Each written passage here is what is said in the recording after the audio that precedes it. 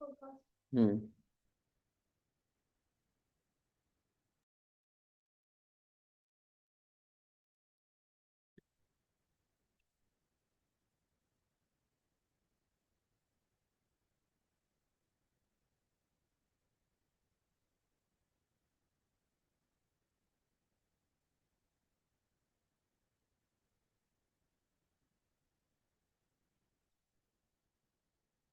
अस्सलाम वालेकुम। अली सालेम, मेरी आवाज़ आ रही है बेटा?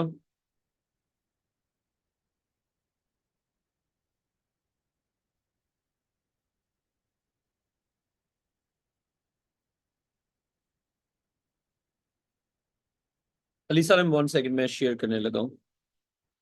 ग्रुप में लिंक आई थिंक मैंने भेज दिया। अली, मेरी आवाज़ आ रही है ना तुम्हें? बिल्कुल आ रही है। जी बेटा, बस क्लास शुरू करते हैं फिर।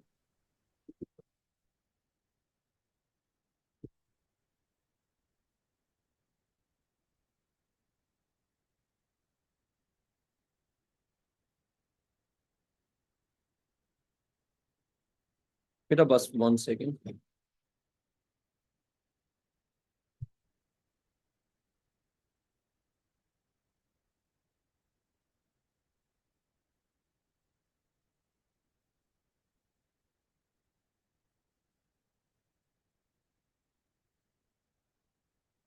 अच्छा, सालिम, मैं तुम्हें जो है को होस्ट बना देता हूँ, तुम जरा बच्चे ऐड करते जाओ और मेरा फोकस रहे पढ़ाने पे।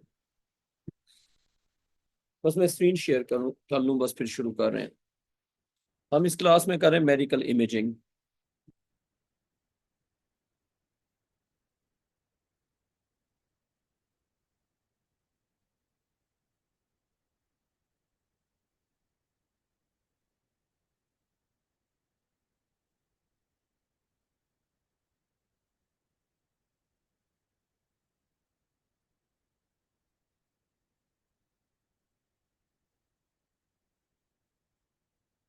Recording in progress. Rahim, Rahim, तुम्हारे ग्रुप में मैंने लिंक भेजे। जी सर।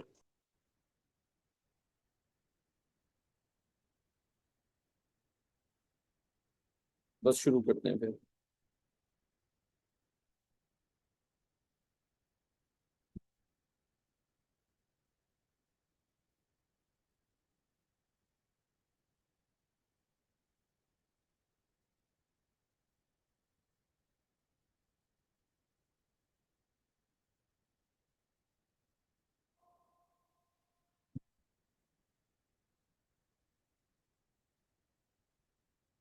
अच्छा राहिम, जहाँ तक हमने पढ़ा था उसके आगे कंटिन्यू करते हैं।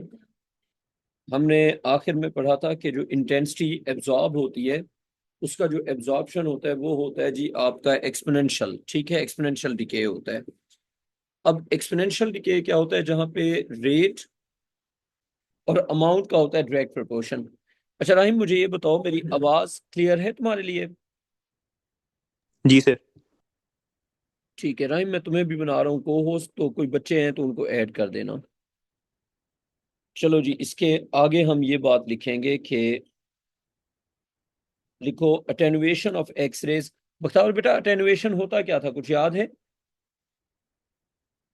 बेटा बख्तावर, अटेनुएशन क्या होता था बेटा? राहिम, अगर तुम बताओ अटेनुएशन क्या था बेटा? अच्छा लिखो, ये सेंटेंस लिखो जरा। डिक्रीज इन हाँ हाँ, एक्सरे इंटेंसिटी। ये मेरे साथ ही लिख लो, अटेनुएशन ऑफ एक्स रेज। इसका मतलब है डिक्रीज, इसका मतलब है decrease of X ray intensity due to its absorption in a medium.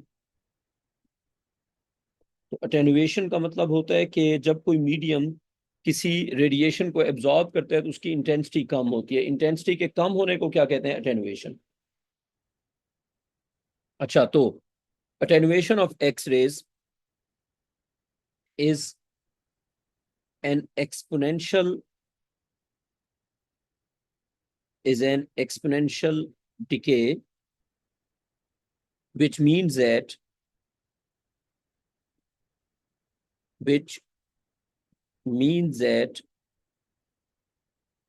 the अब इसका मतलब क्या होता है वो हमने लिखना है कि एक्सपोनेंशियल डिके का मतलब क्या है। राइम, इसका मतलब ये है कि which means that the decrease, या यूं लिख लो, which means that the intensity which means that the intensity absorbed per unit thickness, which means that the intensity absorbed per unit thickness is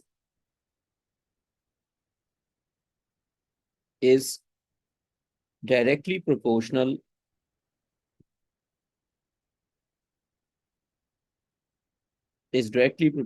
to the incident intensity। Rahim, इसका मतलब यह है कि जितना इंसिडेंट इंटेंसिटी ज्यादा होगी उतना एब्जॉर्प्शन भी ज्यादा होगी। बेटा आती है ये बात समझ राहिम? जी सर। तो इसकी अगर हम मैथमेटिकल इक्वेशन लिखेंगे तो वो होगी delta I over delta x is proportional to negative I. अच्छा राहिम, अगर हम इस प्रोपोर्शनैलिटी को इक्वल में कन्वर्ट कर दें तो क्या बन जाएगा?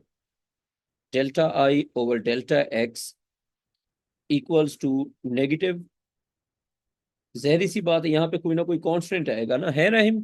तो यहाँ पे कोई ना कोई कांस्टेंट आएगा। बेटा यहाँ पे जो कांस्टेंट आता है उसको कहते हैं राहिम एब्जॉर्प्शन कोफिशिएंट। क्या कहते हैं राहिम उसको? Absorption coefficient. Absorption coefficient. तो ये बन जाएगा delta I over delta x is equal to negative, इसका सिंबल होता है म्यू और साथ आ जाएगा आई। अच्छा बख्तावर बेटा, अब इसके जो सिंबल्स होंगे वो हमने वन बाय वन लिखने हैं। इसमें से डेल्टा आई क्या होगा, इसमें से डेल्टा एक्स क्या होगा, म्यू क्या होगा और आई क्या होगा? राइम, सबसे पहले डेल्टा आई क्या होगा?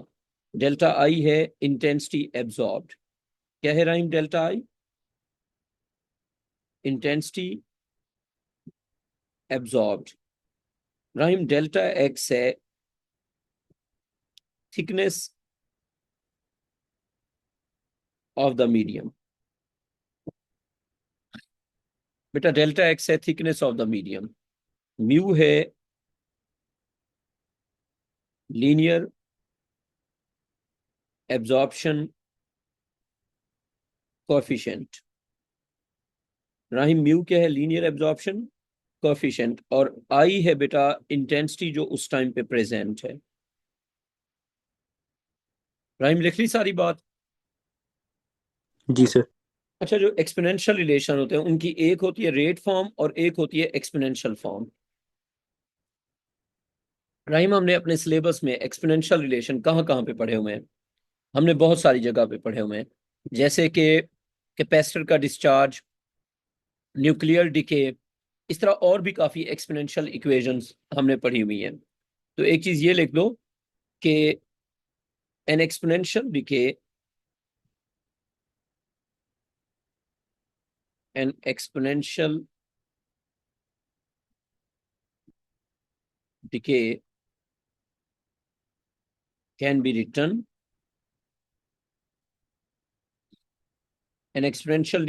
written in the rate form और एक्सपोनेंशियल फॉर्म। तो रहीम, हम इसको रेट फॉर्म में भी लिख सकते हैं और एक्सपोनेंशियल फॉर्म में भी लिख सकते हैं, ठीक है? जो भी एक्सपोनेंशियल डिके होगा उसकी एक होगी रेट फॉर्म और एक होगी एक्सपोनेंशियल फॉर्म। फर्ज करें अगर हम यूं कहें, rate form of N exponential decay, और इस तरफ हम लिखेंगे राहिम एक्सपोनेंशियल फॉर्म। तो किसी भी एक्सपोनेंशियल डिके की दो फॉर्म्स होती हैं। कौन सी दो फॉर्म्स होती हैं राहिम? एक रेट फॉर्म और एक एक्सपोनेंशियल फॉर्म। तो ये हम लिखते हैं, जरा जलाल में कर देता हूं ऊपर। जलाल कल से ना यार टाइम पे ज्वाइन किया करो, फिर वो बच्चों का रह जाता है ना, इस तरह फिर खत्म करनी है ना चीजें हमें। अच्छा जी, अब चलते हैं थोड़ा सा आगे। तो rate form of N exponential decay और एक्सपोनेंशियल फॉर्म। तो राइम रेट फॉर्म जो है उसमें पहले हम बात करते हैं, फर्ज करें, लिखो for discharge of a capacitor. Rhyme capacitor को जब हम डिस्चार्ज करते हैं तो वो भी एक एक्सपोनेंशियल डिके होता है। उसकी जो रेट फॉर्म होती है वो होती है delta we over delta T, यानी कि डिक्रीज ऑफ वोल्टेज पर सेकेंड। क्या होता है राहिम? ये डिक्रीज ऑफ वोल्टेज पर सेकेंड, और ये इक्वल होता है नेगेटिव कांस्टेंट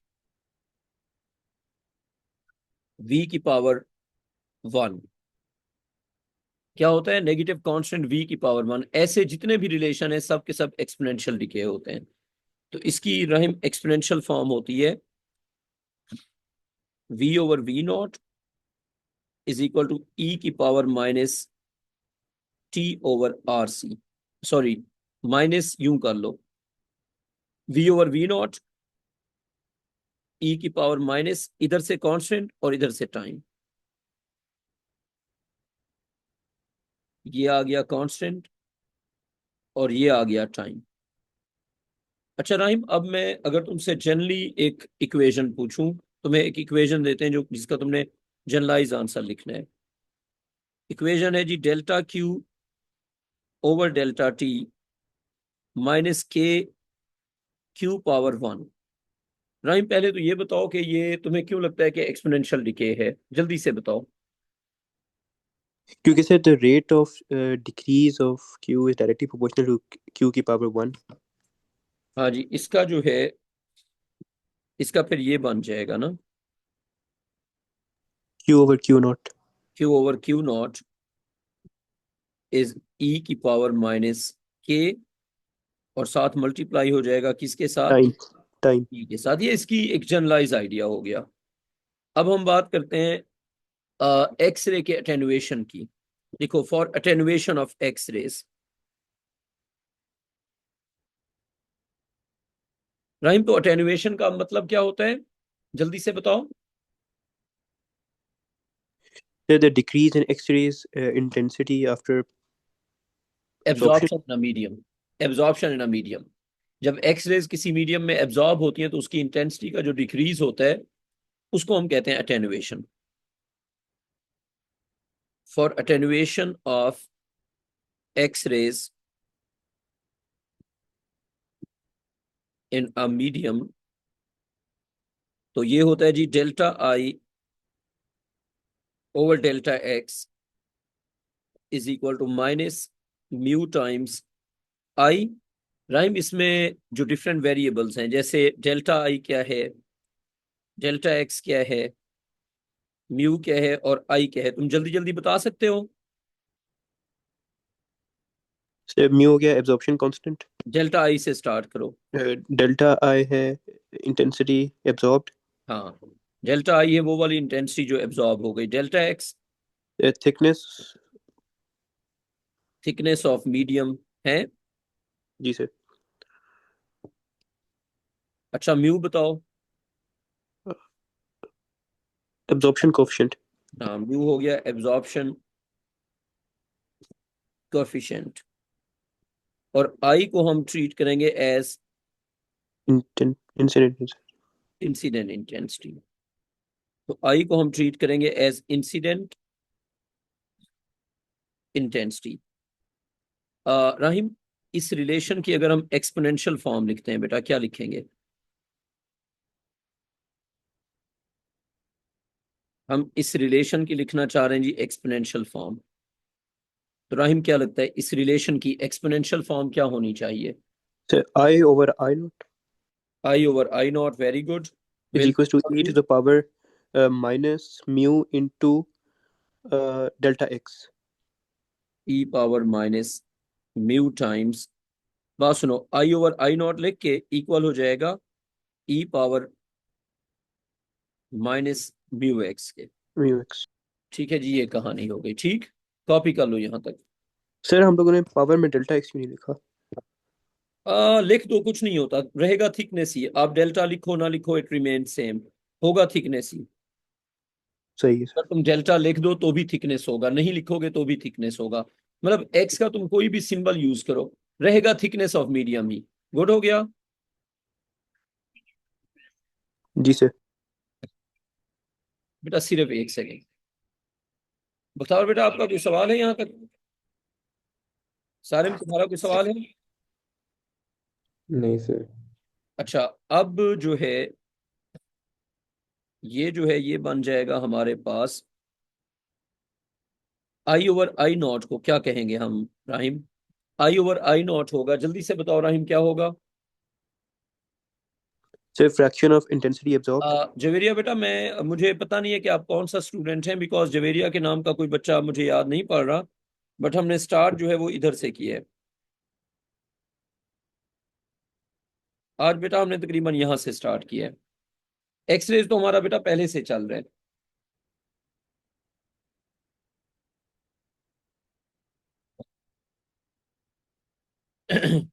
अच्छा राहिम, अब कॉपी हो गया? सर ये फ्रैक्शन ऑफ इंटेंसिटी एब्जॉर्ब बनेगा? हाँ, ये होगा नहीं, ये पास्ट होगा।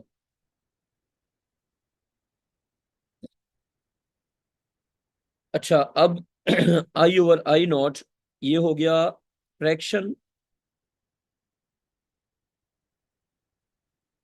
ऑफ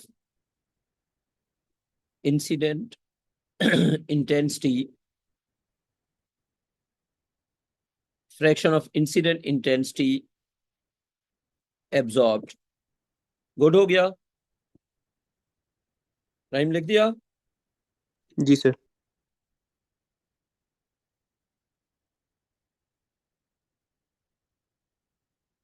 अच्छा जी, अब बताओ कि म्यू क्या होगा और एक्स क्या होगा? राइम, इसमें fraction of incident intensity absorb होगा I over I naught. Absorb नहीं है बेटा, ये आई है ना, तो आई तो पास्ट होगा। Fraction of incident intensity Rahim, that is past. Good हो गया राहिम? जी सर। अच्छा राहिम, अब इसके बाद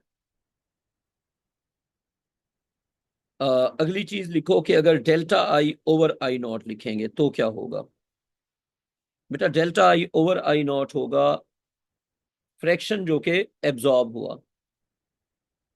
तो लिखो कि it is fraction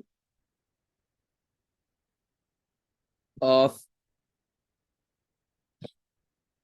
incident intensity absorbed. Rahim, अब इसमें म्यू क्या होगा और इसमें एक्स क्या होगा?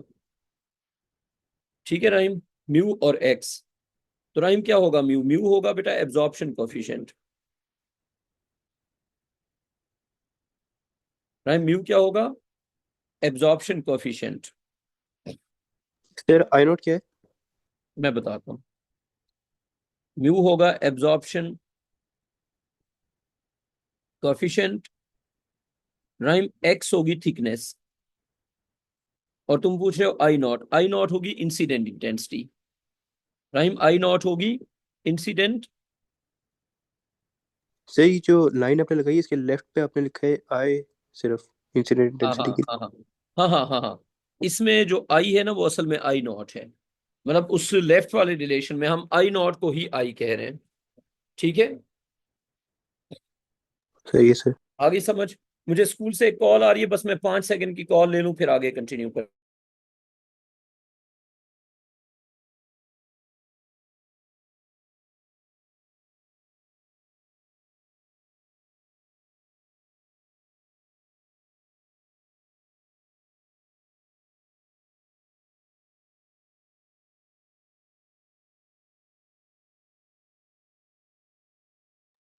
हाँ राहिम, लिख दिया यहाँ तक। आई नॉट होगा इंसिडेंट इंटेंसिटी। हाँ राहिम, आ गई समझ?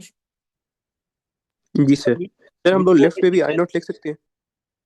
किसको? इस वाले आई को तुम कह रहे हो आई नॉट लिख दे, लिख सकते हैं। इसको भी फिर आई नॉट लिख दो, ठीक है, यही कह रहे हो ना? जी सर। चलेगा, सही है ये। अच्छा, अब ये हो गए हमारे पास दो रिलेशंस। अब इसकी कुछ एग्जांपल्स करेंगे तो हमें समझ आ जाएगी। लिखो एग्जांपल नंबर 1। लेकिन सर एक बात पूछनी थी। हाँ हाँ। एक्सपोनेंशियल में तो ये नहीं होता कि वो डायरेक्टली प्रोपोर्शनल होता है टू द अमाउंट जो उस टाइम पर प्रेजेंट है? हाँ हाँ, तो ये इंसिडेंट उसी टाइम पे होती है। नहीं देखिए, ऊपर तो आपने लिखा है ना, ऊपर जो इक्वेशन थी। सर थोड़ा हाँ सा ऊपर हाँ। करना।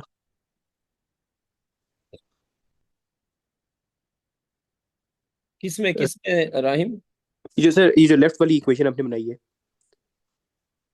जो लेफ्ट पे है। लेफ्ट वाली जो इक्वेशन है ना, उसमें देखो, तुम उसमें आई नॉट लिखो या आई लिखो, तुम्हारी मर्जी है। तुम्हारा सवाल क्या है बेसिकली? सर देखिए, क्योंकि आपने लिखा इसका आई नॉट लिखेंगे तो इसका मतलब होगा कि इंसिडेंट इंटेंसिटी, ऐसा ही है। आई नॉट का मतलब इंसिडेंट इंटेंसिटी होगा, लेकिन बिल्कुल ऐसे ही है। एक्सपोनेंशियल के अंदर तो सर ये नहीं होता कि द अमाउंट जो उस टाइम पर प्रेजेंट है, या फिर मतलब कि हाँ, डेल्टा तो एक्स क्रॉस वही करने के अमाउंट बाद जो अमाउंट इंसिडेंट होगी, होगी। देखो, तुम इंसिडेंट को क्या डिफाइन करोगे? जो अमाउंट, मेरी बात सुनो। जो जब शुरू में थी। एक्सरेज जब एक्सरेज तुम्हारी बॉडी में से गुजरेंगी, हर एक मीडियम के लिए इंसिडेंट डिफरेंट टाइम पे डिफरेंट होगा। जैसे मेरी बात सुनो, अगर फर्ज करो एक्सरेज गुजर रही हैं तुम्हारे बॉडी में से, तो मैं तुमसे पूछता हूं, बताओ कि यहाँ पे इंसिडेंट इंटेंसिटी क्या है? तुम कहोगे ये I1 है। अब फर्ज करो यहाँ पे ये है बोन, ये है मसल। तो मैं तुमसे पूछता हूं, बताओ कि बोन के ऊपर इंसिडेंट इंटेंसिटी क्या है? तुम कहोगे ये। मैं कहता हूं बोन के मिड में कितना है? तुम कहोगे ये। तो जो असल में राइम, जो कॉन्सेप्ट है ना इंसिडेंट इंटेंसिटी का, वो इंस्टेंटेनियस होती है, ठीक है? होती ही इंस्टेंटेनियस है, ठीक है राहिम? लेकिन सर मैं जो बात कर रहा हूँ ना, एक्सपोनेंशियल के अंदर ये वाली हमने चीज पहले पढ़ी हुई है कि जो लाइक एट दैट मोमेंट जो होता है ना, हाँ हाँ अमाउंट प्रेजेंट, उससे हाँ, डायरेक्टली प्रोपोर्शनल होता है ये, उसके बिल्कुल नेगेटिव से सही है। डायरेक्टली। तो मैं कह रहा हूं, वो जो अमाउंट होती है ना एट दैट मोमेंट, उसी को हम इंसिडेंट कह सकते हैं, ठीक है? ओके, सही अच्छा, है मैं सर। तुम्हारी बात समझ रहा हूँ। यहाँ पे तुम कह रहे हो कि जो इंसिडेंट कह रहे हैं वो बिल्कुल शुरू वाली है ना, ये तुम्हारा जी। पॉइंट है? जी सर। नहीं, ऐसे नहीं है। मैं तुम्हें एक और आइडिया समझाता हूँ, वो जरा देखो। अब तुम्हें बात क्लियर हो जाएगी। ये देखो, बात सुनो। हम कहते हैं जी, यहाँ पे इंटेंसिटी थी I1, यहाँ पे थी I2, यहाँ पे थी I3, ठीक है? यहाँ पे थी I4, यहाँ पे थी I5। अब देखो, I1 से I2, I1 से I2 राहिम, ये हो जाएगा हमारे पास। इसको हम कह देंगे X1। क्या कह देंगे राहिम इसको? X one. X1 कह देंगे। तो यहां से लेके यहां तक हो गया X1। फिर यहां से लेके यहां तक मैं कह देता हूँ जी, ये हो गया आपके पास X2। फिर यहां से लेके यहां तक ये हो गया X3। अब तुम्हें बात समझ आएगी कि मैं कहना क्या चाह रहा हूँ। ये X3, यहां से लेके यहां तक ये हो गया X4। अब इंसिडेंट इंसिडेंट कुछ नहीं होती, ये सारी इंटेंसिटीज हैं। नो, इट डिपेंड्स कि तुम रिलेट किसको करना चाहते हो। अब मेरी बात केयरफुली सुनना। फर्ज करो तुमने रिलेट करना है I2 और I1 को। पता है क्या होगा? I2 over I1 is E की पावर माइनस म्यू X1। ये देख लो जरा। अब तुमने रिलेट करना है I3 और I2 को। इंसिडेंट इंसिडेंट कुछ नहीं होता, यूं चलता है। I3 over I2 is E की पावर माइनस म्यू X2। हाँ राहिम, अब आइए समझ।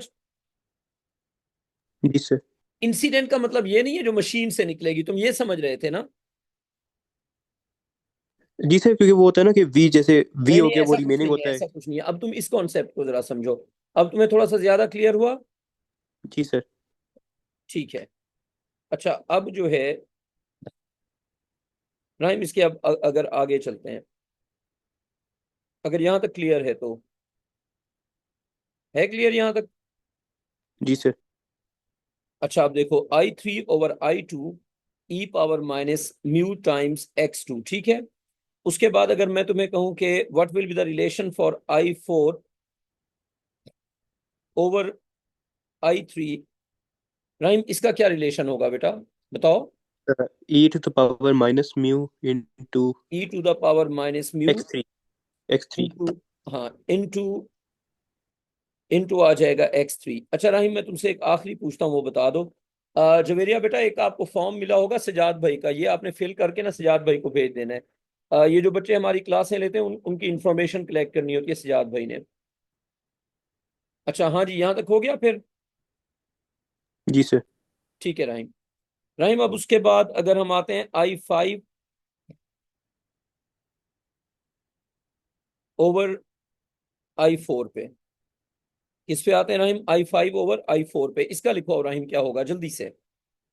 ई to the power minus mu into x four. e⁻⁻μ into x4। हाँ बताओ बेटा, आपको समझ आ गई कि इसने राहिम ने क्वेश्चन क्या पूछा था और उसका आंसर क्या है। सारिम तुम्हें आ गई समझ ये बात। सारिम, राहिम ये समझ रहा था कि I0 होता है जो मशीन से निकलती है, लेकिन राहिम अब तुम्हें समझ आ गई कि वो मशीन वाली नहीं होती। Okay sir. तो अब हर पार्ट में ना I0 डिफरेंट होता है, मत डिपेंड करता है कि तुम कहां से कहां लेना चाह रहे हो। अब मैं अगर यूं कहूं, फर्ज करें तुम्हें पूछते हैं बताओ I4/I2 क्या होगा, तुम बताओ जरा। I4/I2, e to the power minus mu into X three plus X two. हाँ, ये हो जाएगा e⁻⁻μ। अब यहां से लेके यहां तक क्या थिकनेस हो गई, x2 + x3, ठीक है, ये हो गई कहानी। अच्छा अब राहिम थोड़ा सा आगे चलते हैं। अब तुम्हें ये कहानी आ गई समझ। जी सर। तो इंसिडेंट का मतलब होता है कि आपने इनिशियल कहाँ पे लिया हुआ है, और वो आपकी चॉइस होती है, आप डिफरेंट जगह पे ले सकते हैं।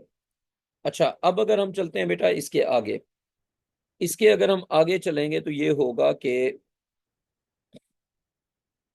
देखो, अगर आप यूनिट की बात करते हैं, यूनिट ऑफ e⁻⁻μx, राहिम जब इसको यूज करेंगे तो इसका यूनिट भी तो देखना पड़ेगा ना।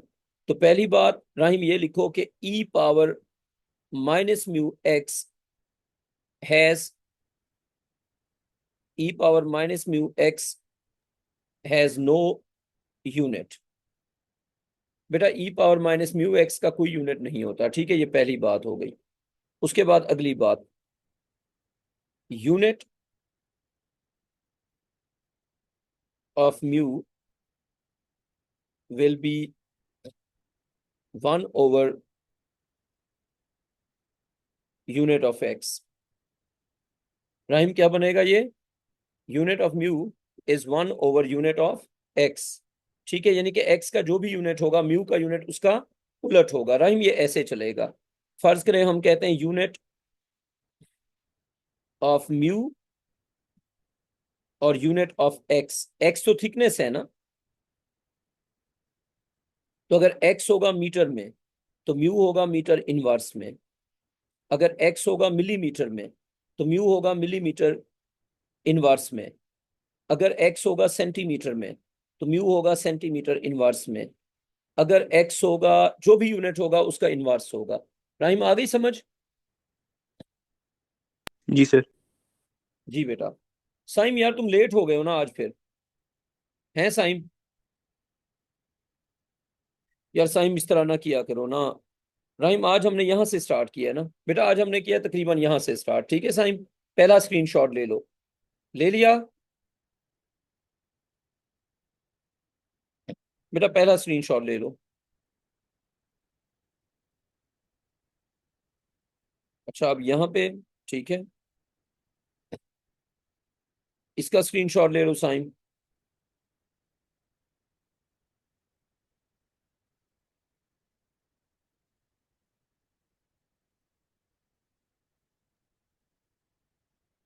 अच्छा उसके बाद बेटा ये हो गया, हाँ जी कर लिया।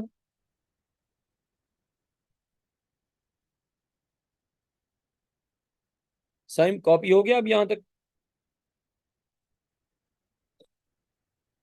साइम डन। राइम उसने मैसेज किया साइम ने कि हो गया है। अच्छा, अब जो है इसके चलते हैं जी आगे। अब राहिम इसकी कुछ एग्जांपल्स हमें करने की जरूरत है। सर थोड़ा सा ऊपर करें। जी जी बेटा।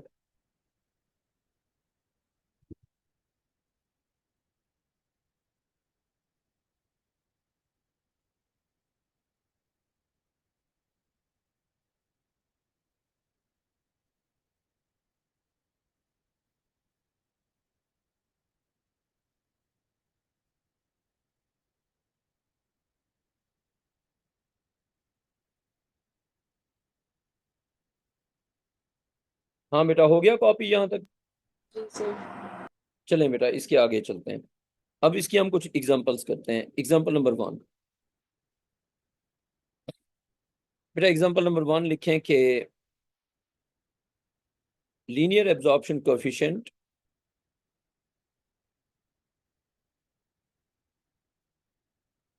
Linear absorption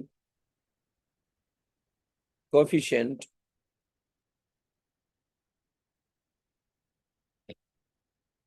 linear absorption coefficient for a sample of fat is 0.01 millimeter inverse.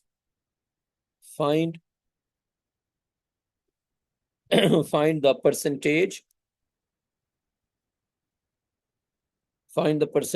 of incident। Rhyme मेरी आवाज क्लियर है तुम्हारे लिए? जी सर। ठीक है। अच्छा, linear absorption coefficient for a sample of fat is 0.01 millimetre inverse.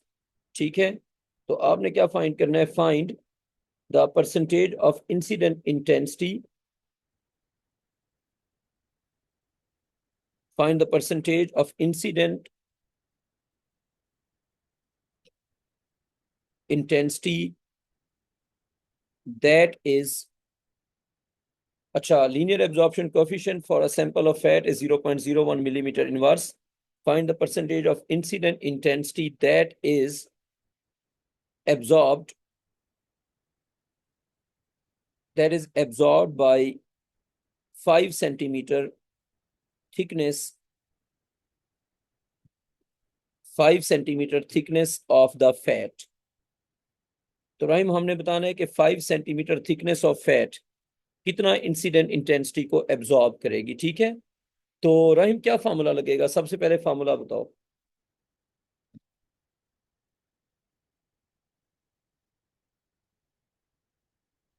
Sir I over I naught is equal to e to the power minus.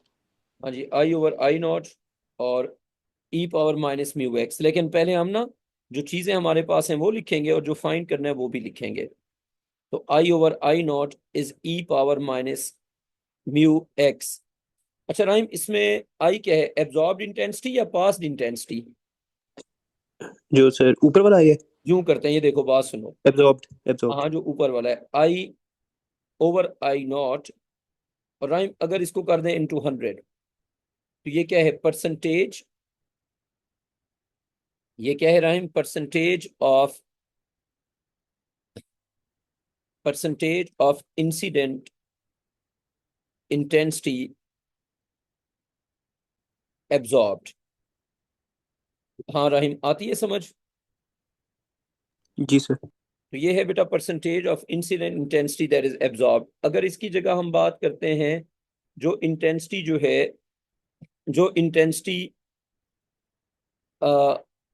Pass through कर गई, ये तो पास, सॉरी यार राहिम, ये तो पास थ्रू वाली है ना, ये पास्ट। अच्छा, अब अगर राहिम हम इसको लिखते हैं delta I over I not. अच्छा, ये राहिम मैंने एक फॉर्म भेजा है इसमें मैसेज पे। ये जो नए बच्चे हैं ना, पुराने बच्चे नहीं, जो कोई नया बच्चा है ना, अगर उसको ये फॉर्म फिल करके सजाद भाई को भेजना होता है। कोई बच्चा जिसने हमारी क्लास नई ज्वाइन की होती है उसको ये फॉर्म फिल करके सजाद भाई को भेजना होता है। राहिम, ये पुराने बच्चों के लिए नहीं है, ठीक है? कोई नया बच्चा अगर क्लास ज्वाइन करता है ये फॉर्म उसके लिए होता है बेटा। अच्छा, I over I naught into 100 is percentage of incident intensity that is passed, और Rahim delta I over I naught into 100, Rahim ये होता है परसेंटेज, ये होता है परसेंटेज ऑफ इंसिडेंट इंटेंसिटी, ये बेटा एब्जॉर्ब होती है, डेल्टा आई वाली एब्जॉर्ब होती है।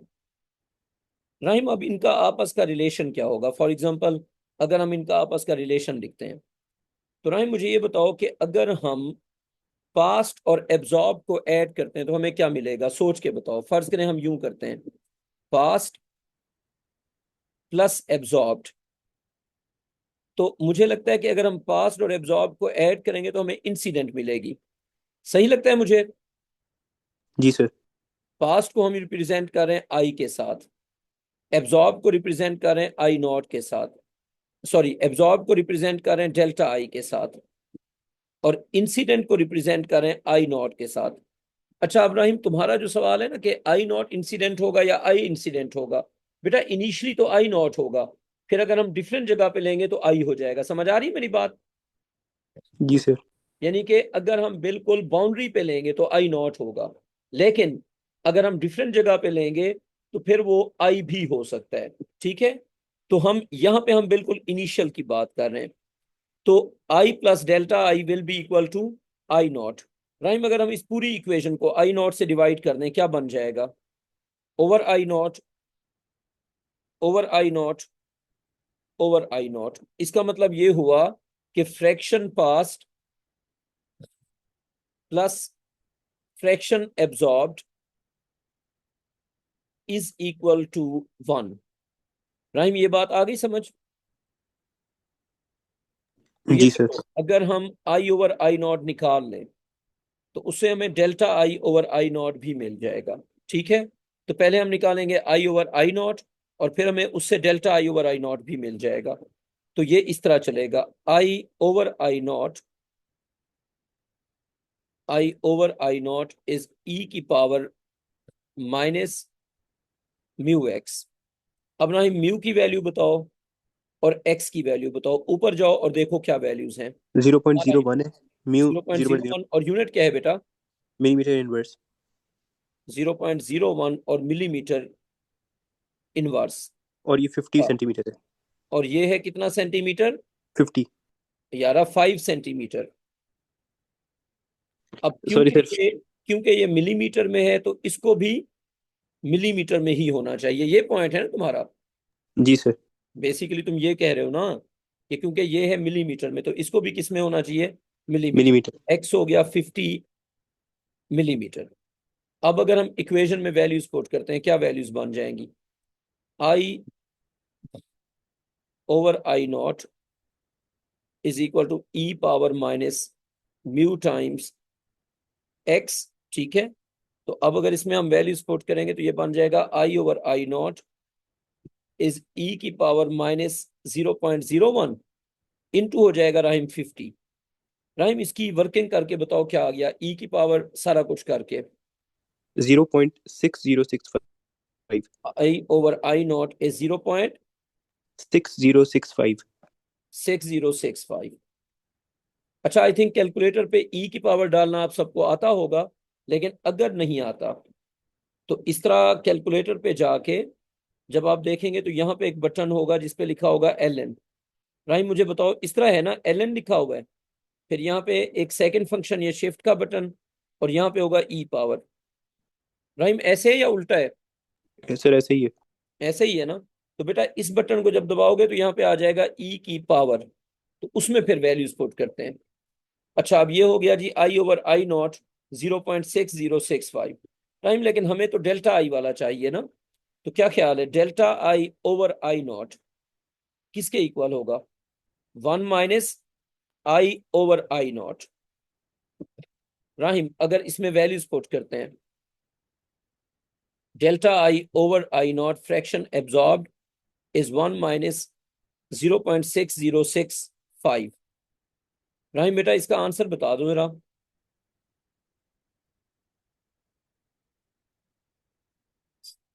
0.3935 0.3935। और राइम अगर हम इसको परसेंटेज में कन्वर्ट करते हैं, delta I over I not into 100 is 0.3935 into 100, तो राहिम ये आ जाएगा 39.35%। ऐसे ही है राहिम। जी सर। राहिम अगर मैं इस तरह का एक और क्वेश्चन दूं तो तुम लोग खुद करके अगर मुझे दिखाओ। सारिम तुमने कर लिया कॉपी? जी सर। अच्छा बख्तावर बेटा आप मैसेज पे मुझे लिख के बता दें आपका हो गया कॉपी बेटा यहाँ तक? जी सर। ओके बख्तावर। बख्तावर एक क्वेश्चन आप लोग मुझे करके देंगे। लिखें कि x rays are passed X-rays are passed through a metal and the passed intensity, अच्छा, and the passed intensity is 1/3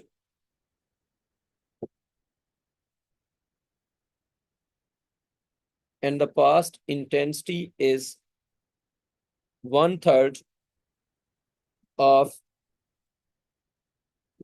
incident intensity. Thickness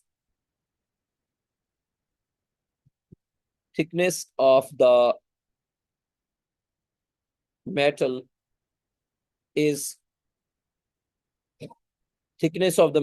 is 4.5 centimeter. Rahim question का first part. Find linear absorption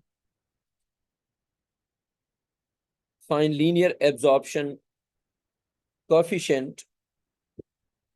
अच्छा इसका कोई और नाम होता है rhyme linear absorption coefficient का? बेटा बिल्कुल होता है, also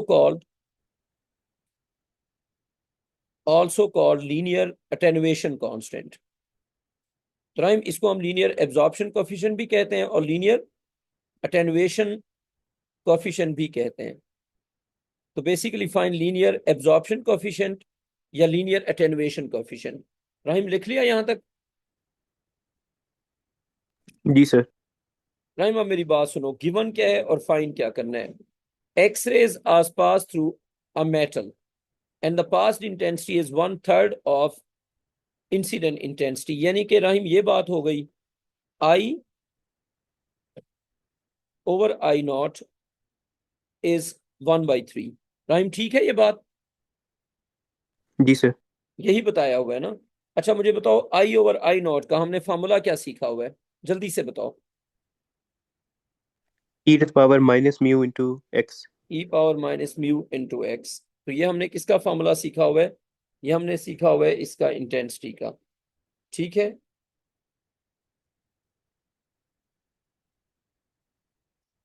राहिम कॉपी हो गया यहाँ तक? जी सर। अच्छा जी, अब जो चीजें गिवन होती हैं पहला काम यही होता है कि वो चीजें लिखी जाएं, उसके बाद बाकी काम होता है। तो अब अगर हम देखें तो हमें क्या फाइंड करना है? जो फाइंड करना है वो बताओ। हमें फाइंड करना है लीनियर एब्जॉर्प्शन कोएफिशिएंट, यानी कि हमें म्यू फाइंड करना है। राहिम यानी कि हमें क्या फाइंड करना है? म्यू फाइंड करना है। ठीक है, अब अगर हम इसमें वैल्यूज पुट करते हैं तो आई ओवर आई नॉट जो है ये हो जाएगा हमारे पास 1/3 और ई की पावर माइनस म्यू तो हमने फाइंड करना है ना, और राइम एक्स हमारे पास है 4.5 सेंटीमीटर। राइम एक बात बताओ, अगर हम एक्स को पुट करेंगे सेंटीमीटर में तो म्यू हमें किस यूनिट में मिलेगा? Centimetre inverse. हाँ, अगर हम एक्स को पुट करेंगे सेंटीमीटर में तो म्यू हमें मिलेगा सेंटीमीटर इनवर्स में। राइम अगर हम ई पावर को खत्म करेंगे तो क्या आ जाएगा? ln ln of 1/3 is equal to minus mu into 4.5 centimetre. तो राइम ये फिर बन जाएगा mu is equal to natural log of 1/3 divided by 4.5 centimetre. Rahim इसकी वर्किंग करके बताओ क्या आ गया।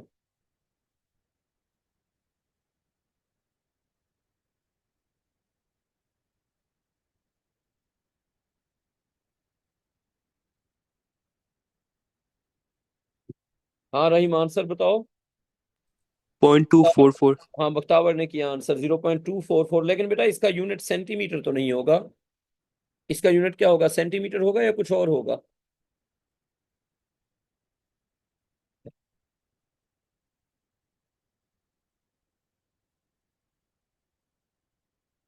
हाँ जी, इसका यूनिट होगा सेंटीमीटर इनवर्स।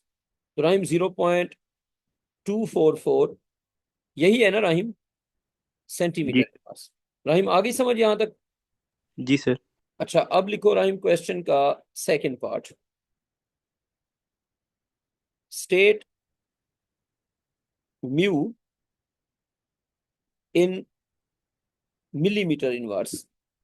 एग्जामिनर को लगता है कि आपको यूनिट कन्वर्ट करना नहीं आता, करके बताओ। बेटा एग्जामिनर को ये लगता है कि आपको मे भी यूनिट कन्वर्ट करना नहीं आता, यूनिट कन्वर्ट करके बेटा बताओ। सर 0.0244।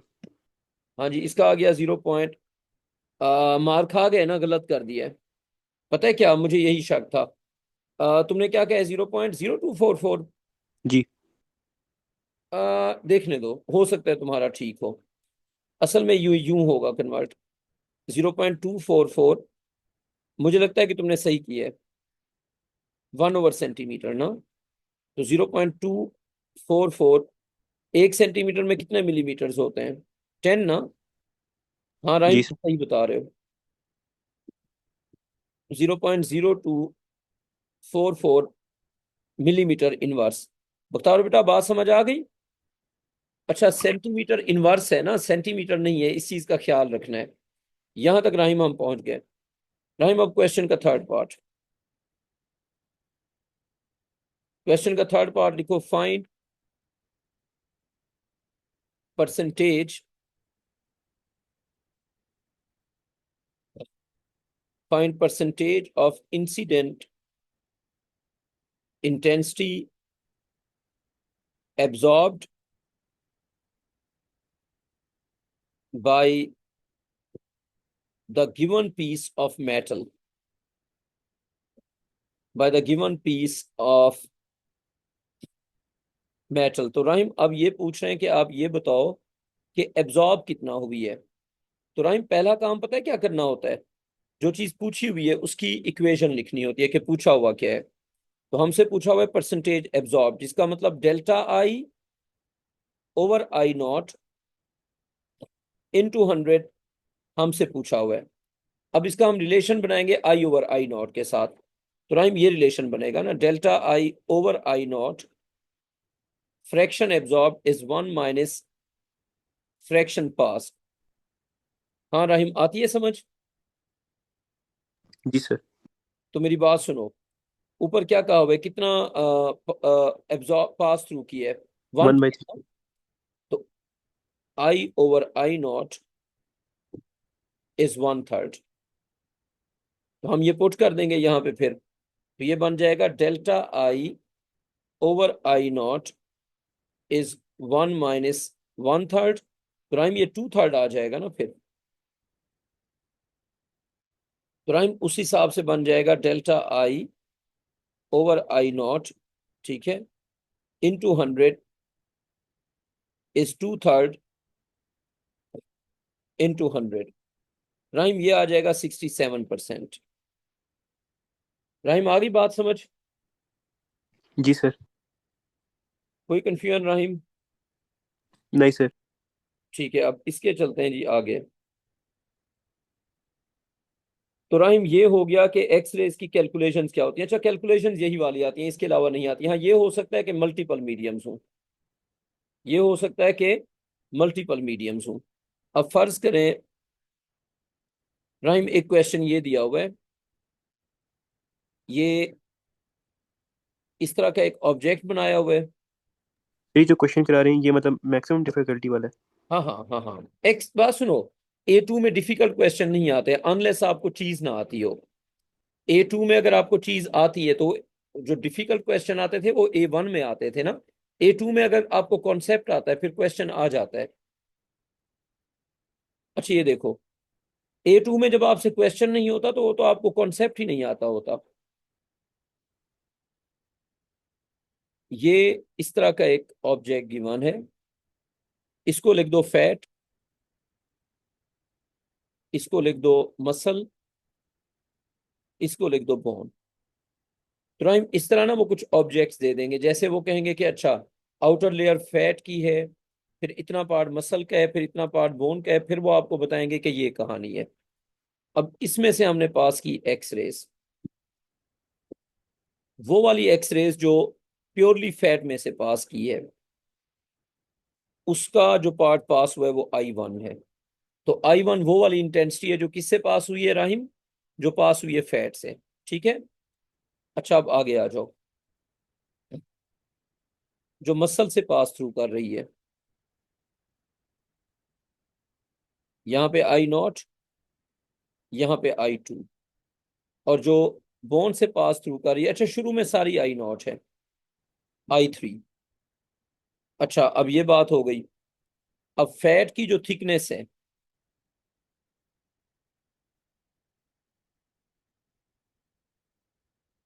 राइम फैट की थिकनेस है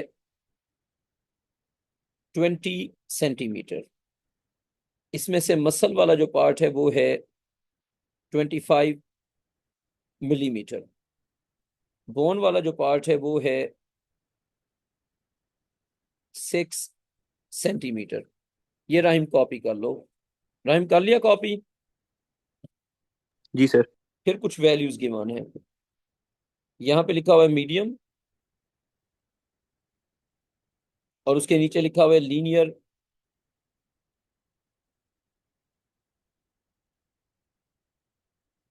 अटेन्युएशन। तो पहले लिखा हुआ है मीडियम और फिर नीचे लिखा हुआ है लीनियर अटेन्युएशन कोएफिशिएंट। राहिम हमारे पास मीडियम है मसल, हमारे पास मीडियम है बोन, हमारे पास मीडियम है जी आपका कह लो फैट। ये एग्जामिनर ने सब कुछ बताया हुआ है। फैट का उसने बताया हुआ है जी आपको 0.23, 1 second rhyme, 0.0023 millimetre inverse. Bone का उसने बताया हुआ है 1.4 सेंटीमीटर इनवर्स। मसल का उसने बताया हुआ है 0.0143 मिलीमीटर इनवर्स। राहिम लिख दी सारी बात। जी सर। अच्छा उसने यूनिट्स चेंज किए हुए, ठीक है, कहीं पे दिया हुआ है मिलीमीटर इनवर्स और कहीं पे दिया हुआ है सेंटीमीटर इनवर्स। ऊपर भी उसने कहीं पे मिलीमीटर दिया हुआ है और कहीं पे सेंटीमीटर दिया हुआ है। अब क्वेश्चन का first part, find I1 over I0। बख्तार बेटा I1 कौन सी इंटेंसिटी है जो प्योरली फैट में से पास करी है, ऐसे ही है ना बेटा बख्तावर? I1 कौन सी है Yes. प्योरली फैट में से पास कर रही है, तो उसके लिए तो सिर्फ फैट का जो कोफिशिएंट है वो लगेगा। तो Rahim I1 is the intensity that is pass through the fat. तो उसकी बेटा इक्वेशन बनेगी हमारे पास I1 ओवर I0 e की power minus mu fat x fat. क्या बनेगा राहिम यहाँ पे? I1 over I0 is e की power minus mu fat x fat. अब म्यू फैट क्या है और एक्स फैट क्या है? Mu fat is 0.0023 millimetre inverse. Mu fat 0.00231 millimetre. 0.0023 अगर मैं इसको सेंटीमीटर में कन्वर्ट कर लूं, ठीक है। अच्छा राहिम हमारे पास दो ऑप्शन हैं, यहाँ म्यू को कन्वर्ट कर लें या हम एक्स को कन्वर्ट कर लें, दोनों कर सकते हैं। और अगर मैं दोनों ही करके दिखा दूं, मतलब हमारी मर्जी होगी फिर जो भी यूज करें।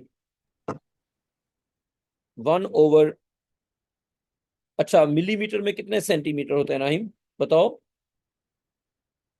0.1। हाँ, सेंटीमीटर। तो उस हिसाब से देखें तो क्या बन जाएगा फिर, 0.023 सेंटीमीटर इनवर्स। आइए समझ, जी सर। ये हमने इसको कन्वर्ट कर दिया। अगर हम एक्स को कन्वर्ट करते वो भी चलता था। एक्स कितना गिवन है, 20 सेंटीमीटर। तो हम इसको अगर कन्वर्ट करेंगे तो 20 × 10 मिलीमीटर, तो इट विल बी 200 मिलीमीटर। मतलब हमारे पास ये ऑप्शन है कि अगर इसको पुट करेंगे सेंटीमीटर में तो इसको पुट करेंगे सेंटीमीटर इनवर्स में, इसको अगर पुट करेंगे मिलीमीटर में तो इसको भी पुट करेंगे मिलीमीटर इनवर्स में। ये हमारे पास चॉइस है। अच्छा अब राहिम, I1/I0 इज ई की पावर माइनस, बेटा फैट का जो म्यू है वो है 0.0023। फैट का म्यू क्या है बेटा, 0.0023। और फैट की थिकनेस कितना है बेटा जो गिवन है यहाँ पे, इट इज, अच्छा मैंने यूनिट कौन सा पुट किया अभी राहिम, मिलीमीटर इनवर्स ना। जी। फिर मैं एक्स को किस यूनिट में पुट करूंगा, मिलीमीटर्स। मिलीमीटर में।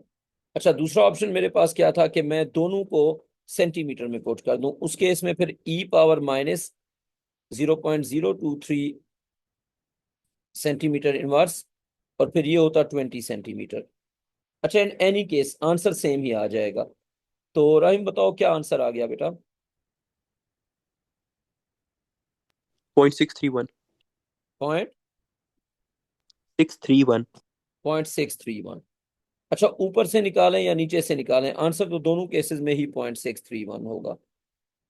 बेटा बख्तावर कोई कंफ्यूजन है या आ गई समझ यहाँ तक। से आ गई समझ। अच्छा राहिम, आज हम ना साइम, आज हम मेडिकल इमेजिंग की क्लास को करेंगे कंटिन्यू। कल से फिर हम दो क्लासें करेंगे राहिम। एक क्लास होगी 9 to 10, उसमें हम करेंगे मेडिकल इमेजिंग। एक क्लास होगी फिर 10:15 से 11:30, उसमें हम करेंगे इलेक्ट्रोमैग्नेटिज्म। यानी कि डेली के दो टॉपिक्स करा करेंगे सुबह में। ठीक है राहिम। जी सर। लेकिन आज हम ये मेडिकल इमेजिंग कंटिन्यू करेंगे, इसको ज्यादा कवर करेंगे। अच्छा ये पहला पार्ट हमारा हो गया। अब रहीम आते हैं सेकंड पार्ट पे। बख्तावर ये कॉपी हो गया बेटा। जी सर। अच्छा बेटा अब सेकंड पार्ट लिखते हैं इसका। लिखे find the ratio, find the ratio. अब वो कहते हैं आप फाइंड करो I2/I0। राइम क्या फर्क पड़ा, I2 कौन सी इंटेंसिटी है जो कहां से पास कर रही है, फैट में से भी और मसल से भी। मसल में से भी। तो I2 ये रही ना, तो ये दो मीडियम्स में से पास कर रही है। अब एक सिंपल रूल, एक्सरेज जितने मीडियम में से पास करेगी उतने बार ई लगाएंगे। मैं रिपीट करता हूं, एक्सरेज जितने मीडियम में से पास करेंगी उतने बार राहिम क्या लगाएंगे,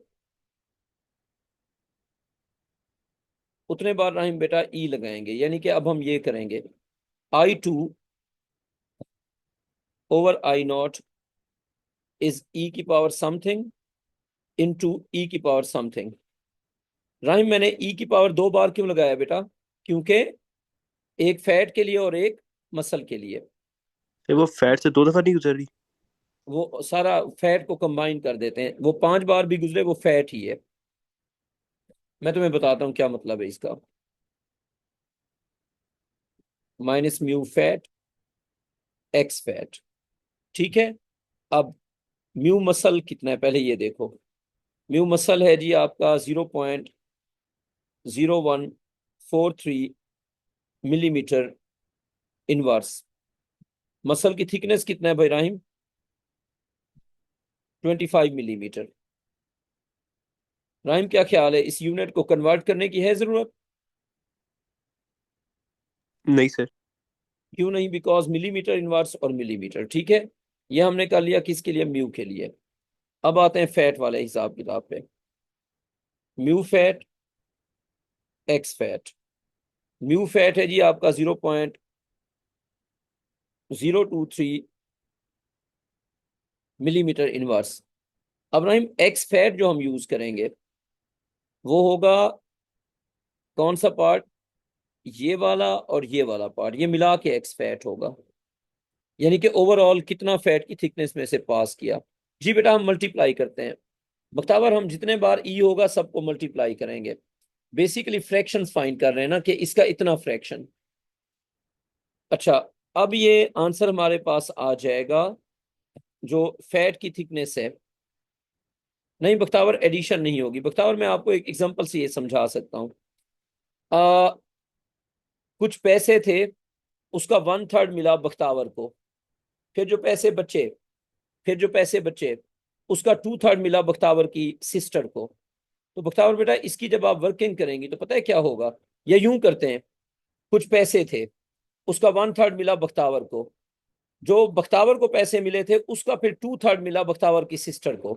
तो फर्ज करें शुरू में पैसे एक्स थे, तो बख्तावर आपकी सिस्टर को कितने पैसे मिले होंगे फिर, 1/3 आपको मिले थे, फिर उसका 2/3।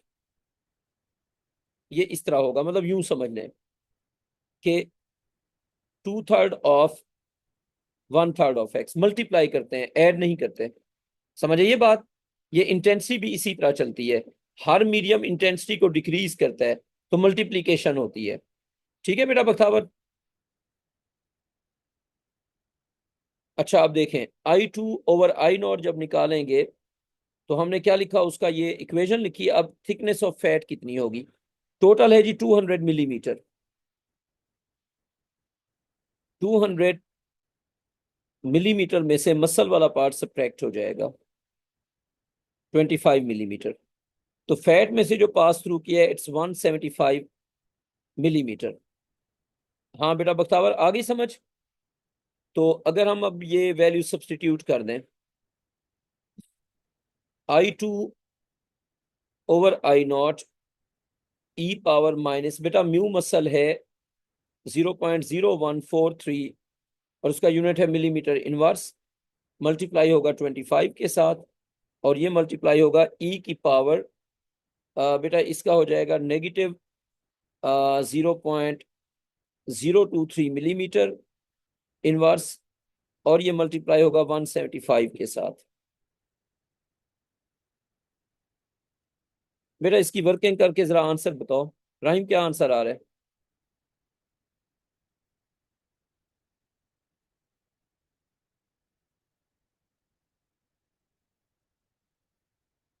राहिम आंसर।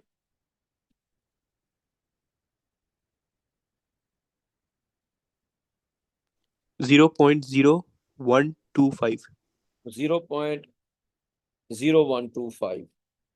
मेथड समझ आ गया राहिम। जी सर। सर लेकिन मेरा एक सवाल था, ये पूछो। दो दफा फैट से गुजरा है, तो जब दूसरी बार हाँ फैट से गुजरा है तब आई इंसिडेंट फर्क हो गया। नहीं वो फिर पता है क्या, वो बेशक फर्क हो गया, लेकिन हम जो जो जो फैट में से पास किया बस उसको काउंट करते हैं। एक्चुअली फैट का इम्पैक्ट होता है, ये इंसिडेंट के साथ मल्टीप्लाई नहीं करते। इसमें हम फैट का इम्पैक्ट यूज करें कि फैट ने कितना इम्पैक्ट कॉज किया है। ठीक है। सही सर। अच्छा जी अब आते हैं जी इसके आगे। अब राहिम एक सवाल मैं तुम्हें देता हूं करने के लिए, मुझे करके दो। क्वेश्चन का बेटा लिखो थर्ड पार्ट। क्वेश्चन का थर्ड पार्ट बेटा, फाइंड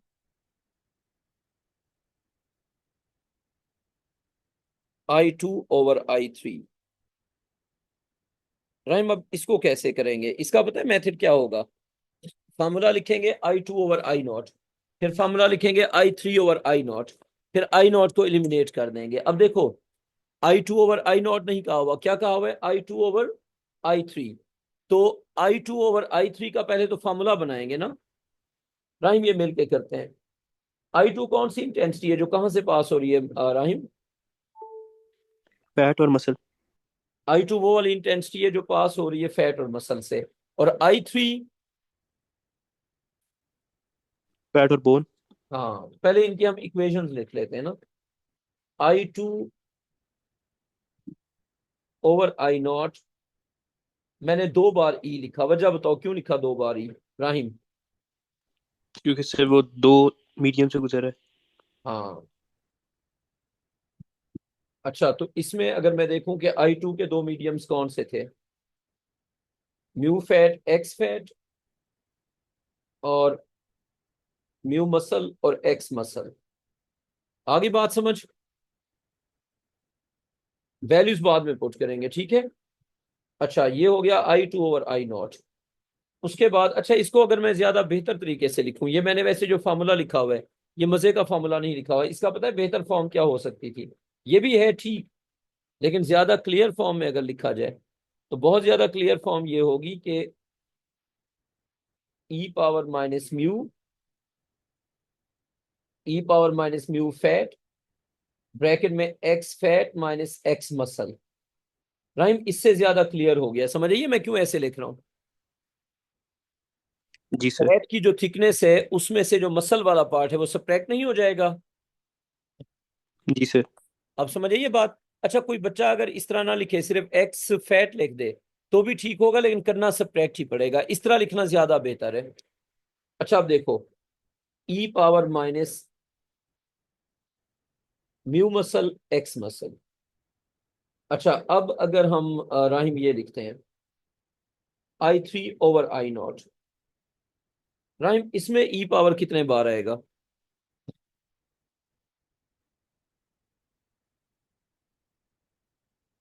इसमें भी दो दफा आएगा। इसमें भी दो दफा आएगा। तो e power something into e power something, इसमें हम लिखेंगे e power minus mu fat into x fat minus x bone. यही बात है ना राहिम? जी सर। और e power minus mu bone x bone, यानी कि बोन की थिकनेस। अच्छा, अब हम वैल्यूज पुट बाद में करेंगे, पहले हम ये करते हैं कि जो हमें फाइंड करना है उसकी इक्वेशन बना देते हैं। मुझे ये बताओ, अगर मैंने I2 ओवर I3 लिखना है तो पता है मैं क्या करूंगा? I2 over I0 divided by I3 over I0। समझिए क्यों ऐसे किए, ताकि I2 ओवर I3 का फॉर्मूला बन जाए और I0 कट जाए, ठीक है राहिम? जी सर।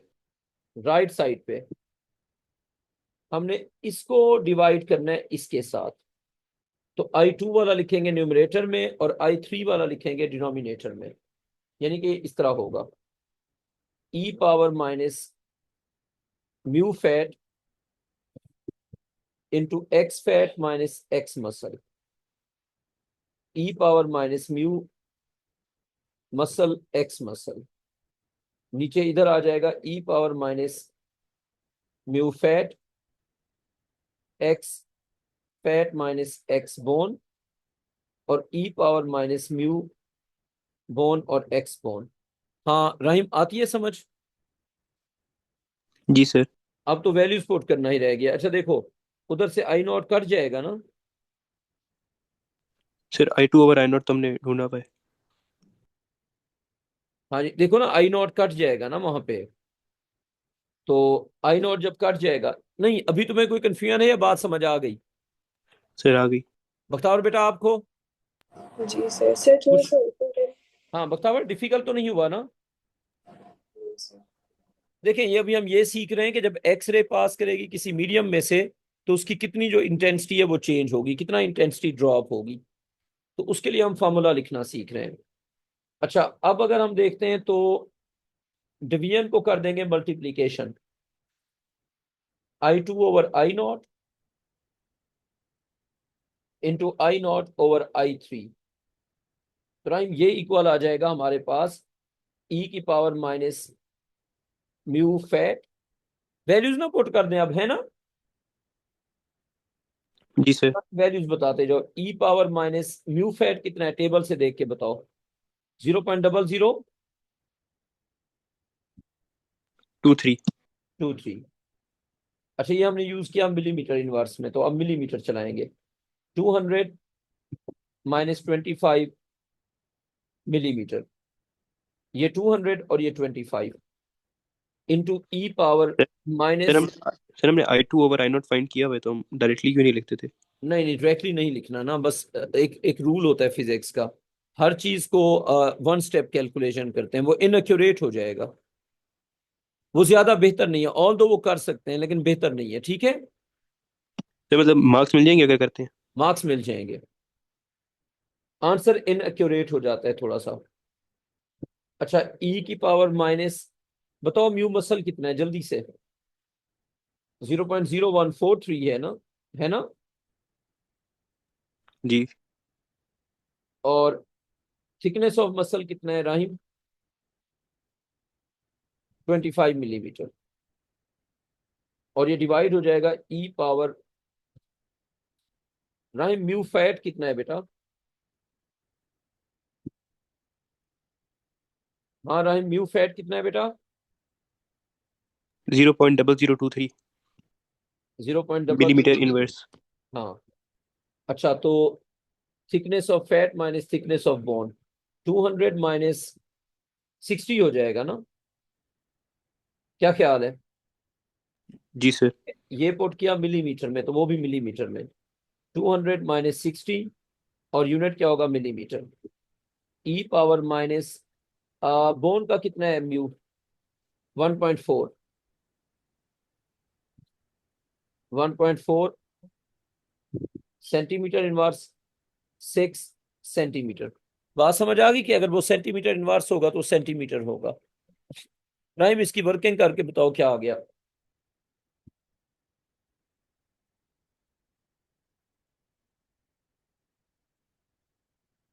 हाँ राहिम, क्या आंसर है बेटा?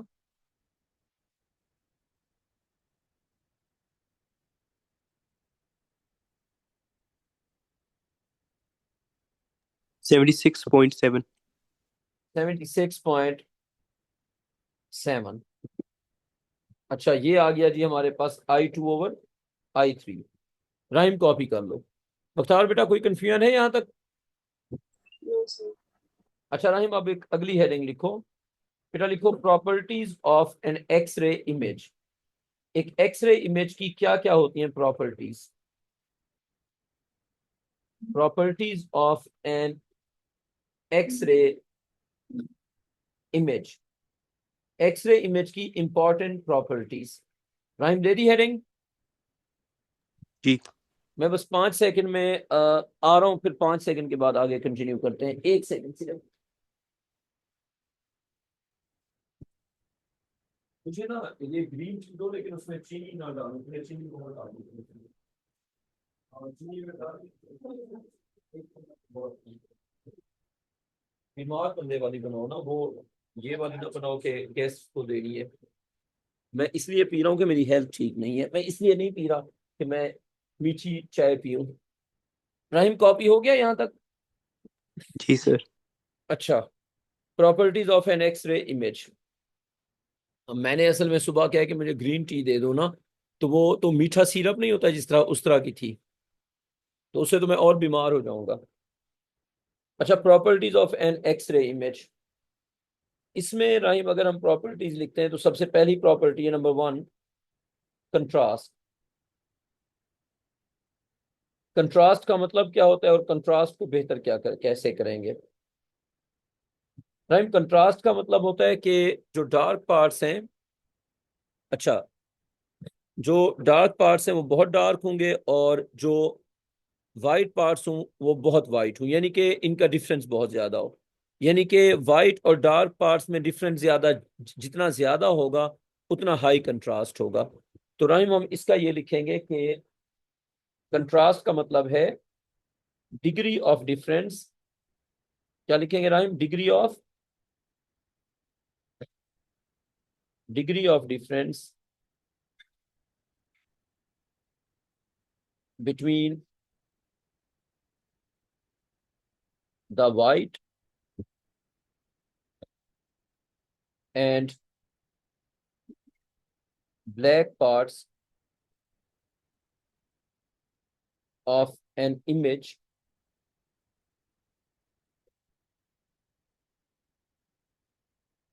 is called contrast। तो राहिम, कंट्रास्ट क्या होता है? जो वाइट पार्ट्स हैं इमेज के और जो ब्लैक पार्ट्स हैं उसमें जो डिफरेंस होता है उसको हम कंट्रास्ट कहते हैं। अच्छा, अब कंट्रास्ट जो है वो क्यों खराब होता है और उसको बेहतर कैसे कर सकते हैं, ये बात है। राइम, कंट्रास्ट का मतलब समझ आ गया? जी सर। अच्छा, कंट्रास्ट पता है खराब कब होगा? जब या तो मसल्स में से एक्स रेज ना पास करें या बोन में से पास कर जाएं। दो बातें। बोन में से पास हो गई तो भी प्रॉब्लम, मसल में से पास ना हुई तो भी प्रॉब्लम। प्रॉब्लम तब आता है कि हेडिंग दो इंप्रूव इन कंट्रास्ट, कंट्रास्ट को बेहतर कैसे करते हैं।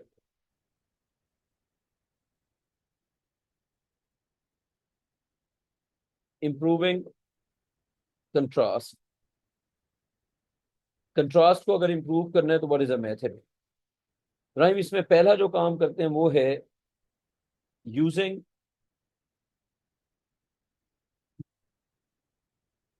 अ लेड ग्रिड,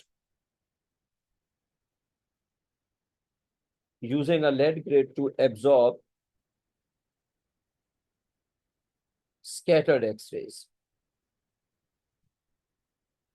राइम, जो एक्सरेज बनती हैं उसके अंदर पैरेलल बीम के अंदर कुछ ना कुछ स्कैटर्ड एक्सरेज होती हैं। स्कैटर्ड एक्सरेज से प्रॉब्लम क्या होता है, पहले तो ये समझते हैं। देखो, जो ऑब्जेक्ट होता है उसके अंदर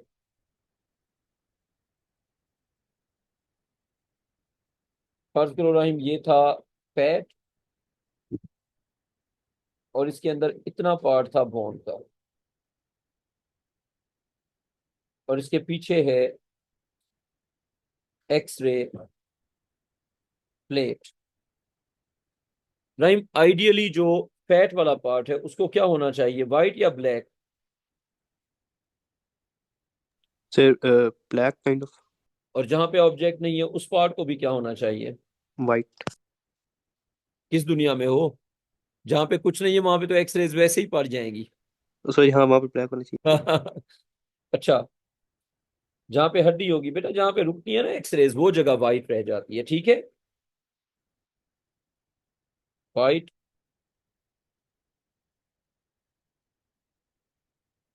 ब्लैक।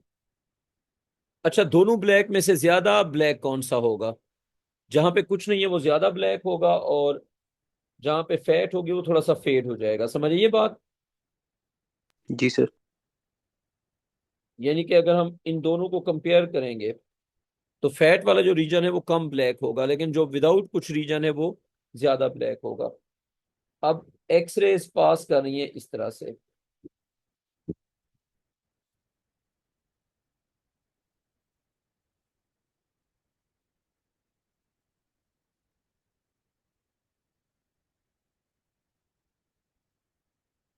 राइम ये तो एक आइडियल सिचुएशन है, लेकिन असल में ऐसे नहीं होता।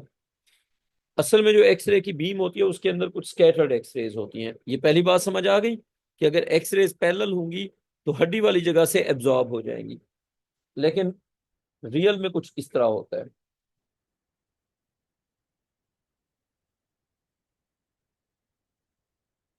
ये ऑब्जेक्ट,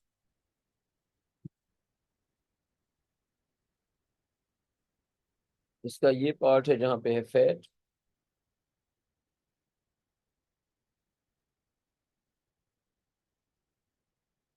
ये है बोन। तो राइम, असल में ये होता है कि जो एक्सरे की बीम होती है उसके अंदर कुछ ना कुछ स्कैटर्ड एक्सरेज भी होती हैं। बेटा, वो स्कैटर्ड एक्सरेज ना काम खराब कर देती हैं।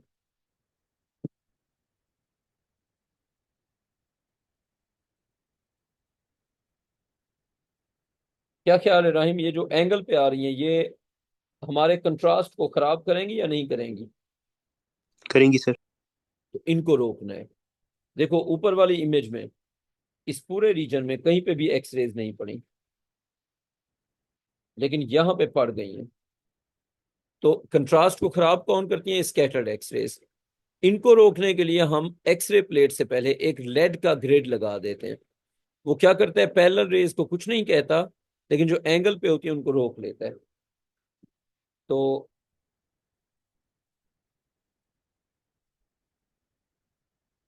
इनको कहेंगे scattered x rays.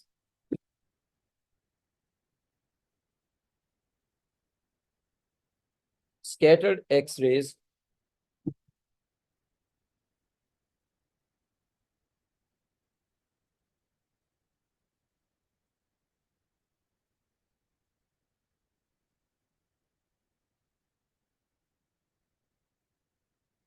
scattered X-rays present in the X-ray beam will reduce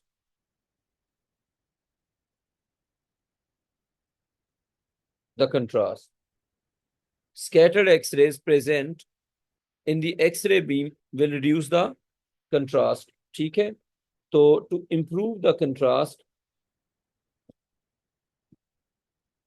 to improve the contrast, scattered X-rays must be stopped. A grid made of lead. Rahim, lead की क्या प्रॉपर्टी होती है? वो रेडिएशन को एब्जॉर्ब कर लेता है, ठीक है। A grid made of lead is used between the patient. अच्छा, a grid made of lead is used between the patient and X-ray plate to absorb scattered X-rays. To absorb scattered X-rays. Rahim, बात समझ आ गई? तो एक grid लगाते हैं जो क्या करता है? स्कैटर्ड एक्सरेज को रोक देता है। अब वो ग्रिड लगाने से होगा क्या? ये हो गई सर थोड़ा सा ऊपर करना, हाँ राहिम, थोड़ा सा ऊपर करना। हाँ राहिम, पता है क्या करेंगे? ग्रिड लगा देंगे, वो ग्रिड क्या करेगा? इस स्कैटर्ड वाले एक्सरेज को रोक देगा।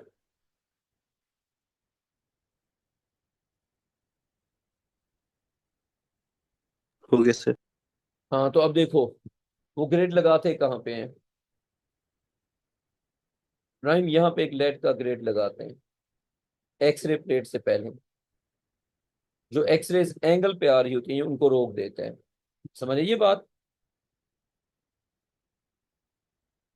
यानी कि जहां पे एक्सरे प्लेट होगी उसके पहले इस तरह का एक लेड का ग्रेड लगा देंगे। अब ये लेड का ग्रेड क्या करेगा? ये स्कैटर्ड एक्सरेज को रोक देगा। तो ये हो गया, फर्ज करो ये फैट का पार्ट है और राइम इसमें इतना पार्ट है जी आपका हड्डी का, बोन का। तो जो सीधी एक्सरेज गुजरेंगी उनको ये ग्रेड कुछ नहीं कहेगा।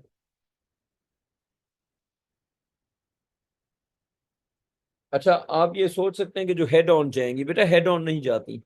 एक्सरेज की बहुत ज्यादा अमाउंट होती है तो रुकती सिर्फ वही है जो एंगल पे होती है। राइम, ये ग्रेड बहुत थिन होता है तो ये सीधी एक्सरेज को नहीं रोकता।